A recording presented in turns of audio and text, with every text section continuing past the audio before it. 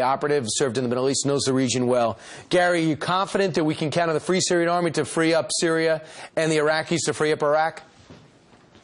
Well, first off, the administration's missing the picture here. First off, we need to be talking to the GCC, the Gulf Cooperation Council states, Saudi Arabia, the UAE, Qatar, Oman, Bahrain.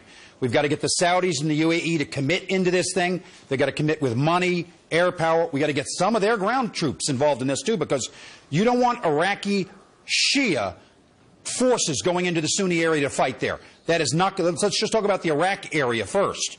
And so we're going to have to build a coalition there. The Kurds aren't going to go into those areas because the Kurds, primarily a defensive force, will want to defend Kurdistan. Maybe they'll help in Mosul a bit. But you're going to need a force, a Sunni force, maybe some Jordanians too, but we're going to build a coalition of forces to go into this Sunni area. Those Sunni tribesmen switched sides because they were treated so badly by the Maliki government, and they supported ISIS's entry.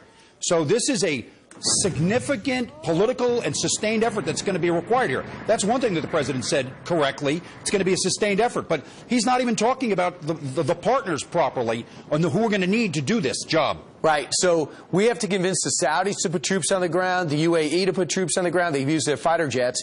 And we've got to convince Qatar to put troops on the ground. I'm not seeing that.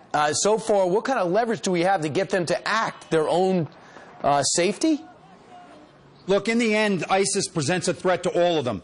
You know, Sheikh Abdulaziz al-Sheikh, the leader of the Grand Mufti of Saudi Arabia, came out and said that ISIS was a threat to Islam. That means the door has been opened in Saudi Arabia for expanded cooperation on this. We just got to go talk to the Saudis.